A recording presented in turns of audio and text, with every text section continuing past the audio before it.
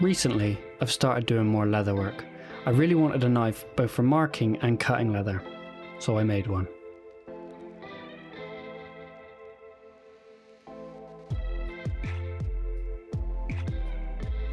For the knife blade, I used some Raindrop Damascus that I purchased from eBay. I laid out the rough shape I wanted and cut it out with a cut-off wheel.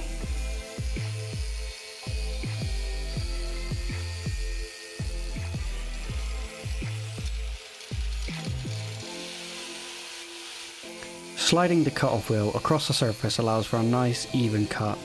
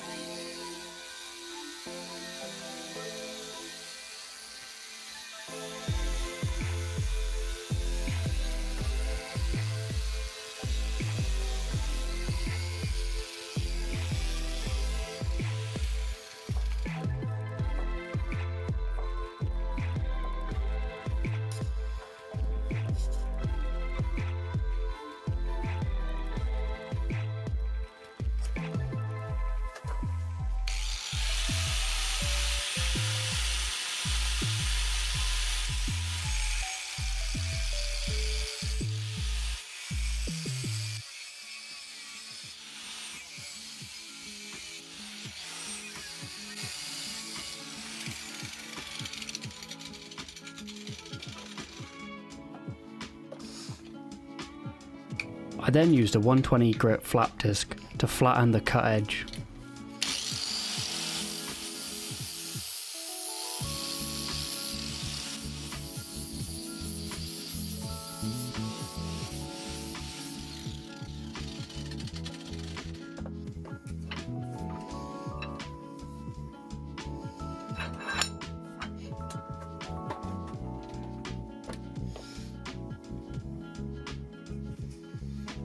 Using the Sharpie allows me to see where I'm going to be cutting next. After this, I then use the same flap disc to rough in the profile of the knife.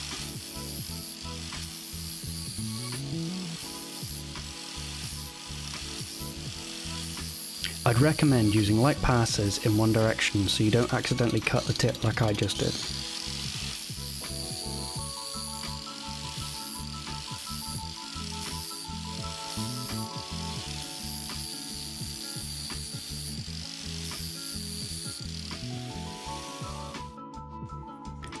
Now that I've finished roughing in the profile of the knife, it's time to quench. I used a metal coffee tin and some engine oil.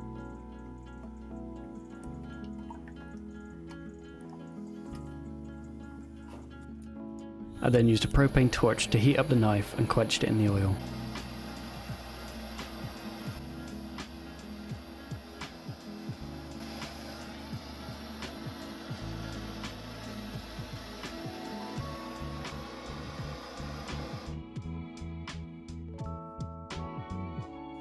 After quenching, I tested the knife with a file. It skates nicely.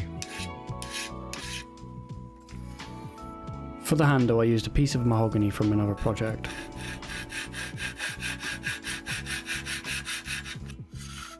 Here you can see my handmade pull saw at work.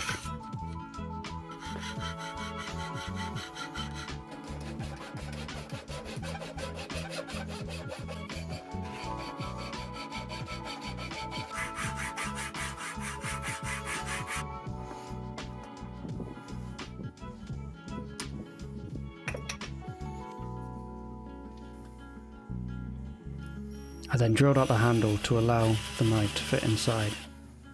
I used the drill to widen the hole to make sure that it fits. Then I move on to making the copper ferrule from a bit of pipe.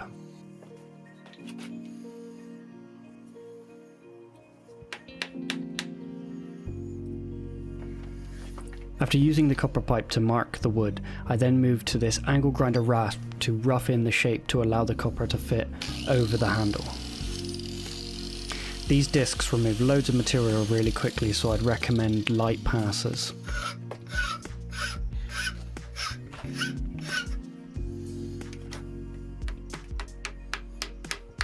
I then hammered the ferrule onto the handle and got to work peening it over.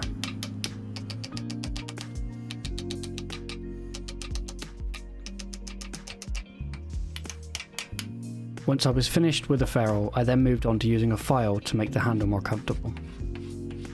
Once I was happy with the handle shape, I then moved on to hand sanding the blade. I used many different grits of sandpaper, slowly working my way up until I had a nice polish on the blade.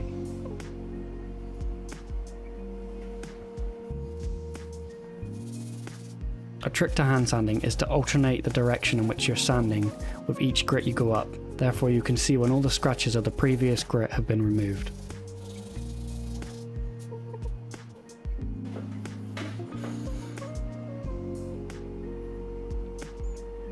Once I was happy with the finish on the blade, it was then time to clean the blade ready for the etch. To do this, I used some nail polish remover and a bit of tissue. It's important not to touch any area of the blade with your fingers that you want to etch, because your finger will leave oil behind that will stop the etch. For etching, I use a mix of 4 parts water to 1 part ferric chloride, and I do 2 etches of around 15 minutes each.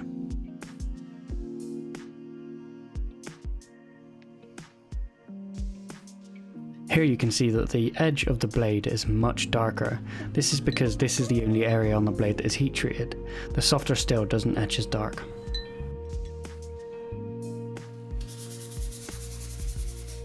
After the first etch, I then polish the blade with the highest grit sandpaper I have and clean it with nail polish remover again, ready for the next etch.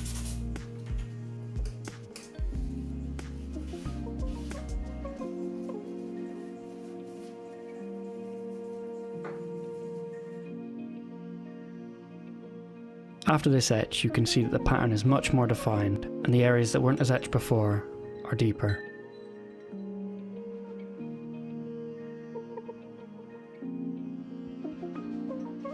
After the second ferric chloride etch, I then move on to using a coffee etch.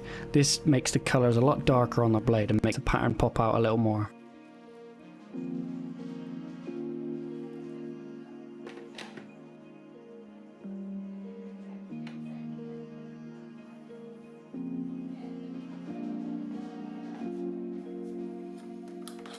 Overall, I left it in the coffee for about 24 hours to get a nice deep dark etch.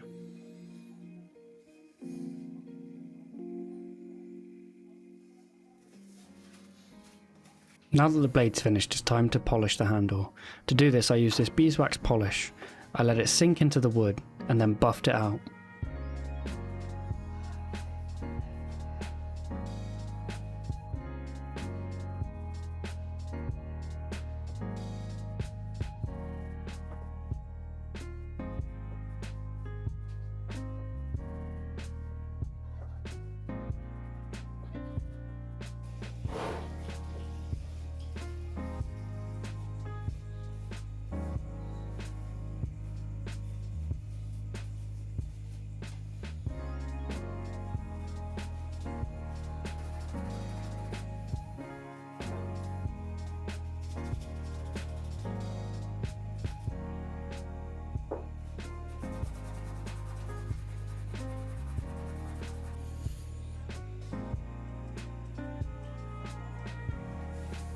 After finishing and buffing the handle, it's time to sharpen the knife.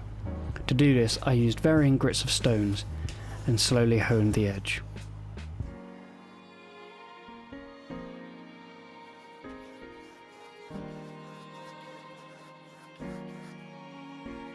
Once I was happy with how sharp the knife was, I then glued it into the handle with some epoxy.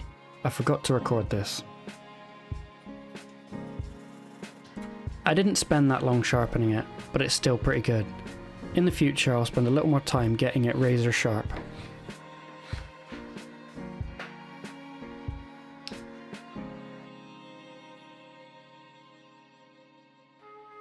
Overall, I think this knife came out great.